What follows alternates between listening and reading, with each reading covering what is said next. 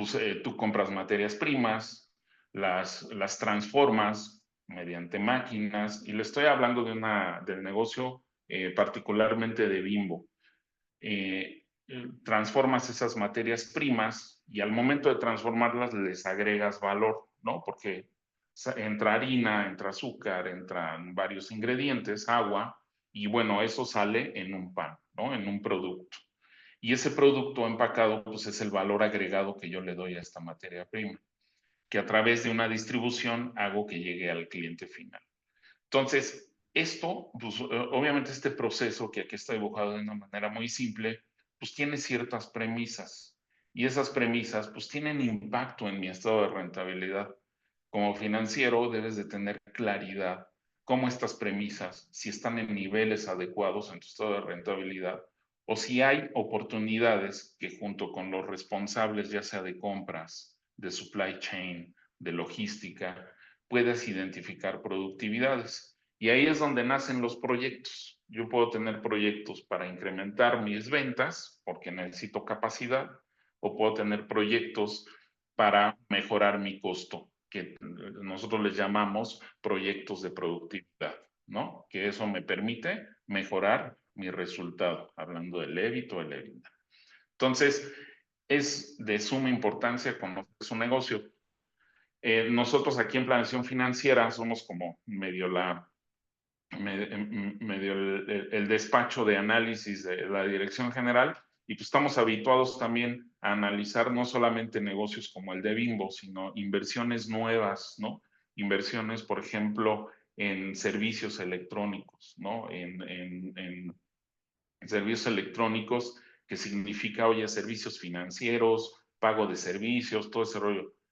Hay que entrarle a entender la cadena de valor, precisamente para identificar qué es lo que hace que este negocio vuele, qué es lo que le hace bien al negocio, y qué es lo que en lo ideal, el gasto que tendríamos que hacer lo más pequeño posible, porque eso es lo que beneficia más al negocio, ¿no? Entonces, es muy relevante entender el negocio antes de meterse a los números. Los números no te van a decir nada si no entiendes el negocio.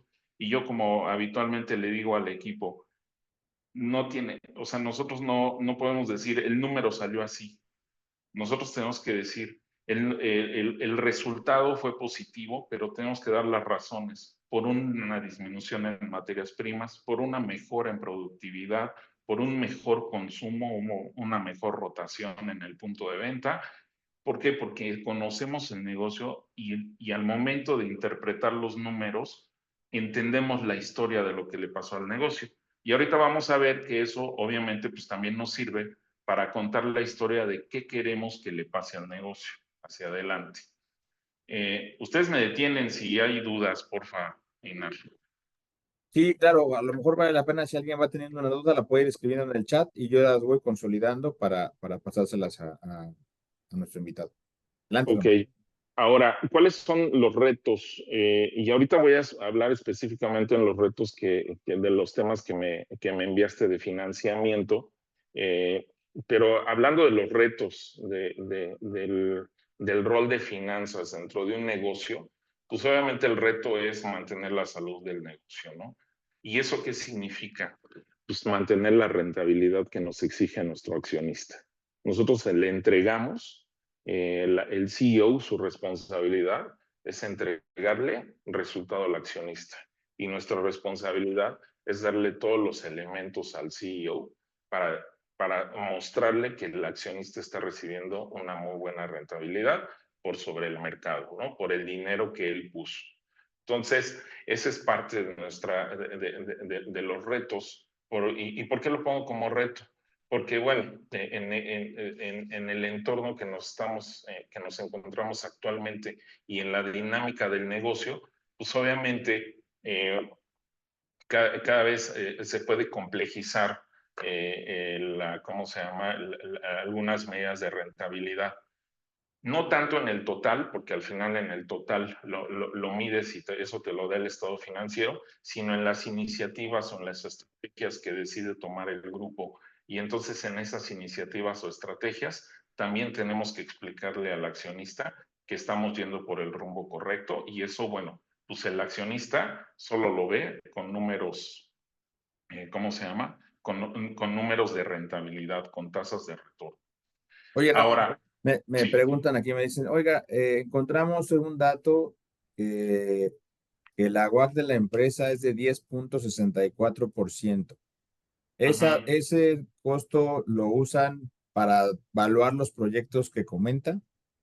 así es. Sí, depende del proyecto. Esa WAC yo creo que está en pesos. La WAC en dólares es más baja. Yo creo que ahorita andamos como en un 6-7%. Sí. Y calculamos, ahorita les platico muy rápido cómo calculamos las WACs. Básicamente calculamos una WAC de grupo Bimbo, como si estuviéramos en Estados Unidos, ¿sí? Porque pues, es el país con, digamos que libre de riesgo. Y después nos llevamos las WACs a monedas locales por un mecanismo de diferencia de inflaciones. Que eso nos permite tener una medida comparable con cada uno de los mercados. Nosotros estamos en 35 países, entonces imagínense la complejidad de eso. Ahora, esa WAC es nuestra cota inferior para los proyectos y tenemos aquí como una medida para proyectos que, acuérdense que las tasas van relacionadas al riesgo y dentro de la empresa, pues habemos, y lo voy a hablar así tal cual, habemos gente optimista y habemos gente pesimista. No es que sea de los dos lados. Nosotros generalmente nos ponemos la cachucha negra, pero hay la gente de ventas, la gente de marketing, ellos, y es su rol, no está mal, pero ellos sueñan, ellos dicen, piensan a lo grande, ¿no? Entonces, nosotros justamente para medir el riesgo de estos proyectos, pedimos a veces un spread adicional a la tasa WAC para ese tipo de proyectos, para los proyectos que me traen un incremental en venta, porque hay cierta seguridad y todo depende también mucho de cómo lo sustenten, de la información de mercado que proporcionen, pero hay mayor riesgo de que eso no pueda suceder, ¿no? Pero por otro lado tenemos los proyectos de productividad, donde en productividad, que es a lo mejor una automatización de una línea, a lo mejor un centro de distribución que sustituye a centros de ventas, donde yo tengo un mayor control del proyecto, porque no depende del mercado, sino es un mayor control porque estoy modificando mi proceso. Ahí es donde nos inclinamos más a la WAC, ¿no? Pero es efectivamente, nosotros pedimos mínimo WAC, ¿sale? Eh, Gracias. ¿Qué otro de los retos o expectativas generales? Pues es prever y planificar, ¿no? Lo que les comentaba. El rol es que demos visibilidad y por eso, digo, dentro de mi rol, estamos en la parte de planeación estratégica y justamente es dar visibilidad, proyecciones de largo plazo, en donde cómo vemos al grupo. En términos de flujo, en términos de, bueno, obviamente primero en términos de ventas, de resultado, ¿no? Y lo llevamos a flujo, ¿no? Eso es importante porque eso permite ver qué tanto nos podemos apalancar, qué tanto podemos invertir, ya sea en inversiones en activos dentro de nuestra operación, que le llamamos CAPEX, por Capital Expenditure. Cuando vean CAPEX, nos referimos a inversiones en vehículos, en máquinas, en edificios, ¿no? Para nuestra operación. Y también, por otro lado, el grupo ha sido muy activo en adquisiciones, ¿no? Y tenemos que por ahí lo van a ver como M&A, Mergers and Acquisitions.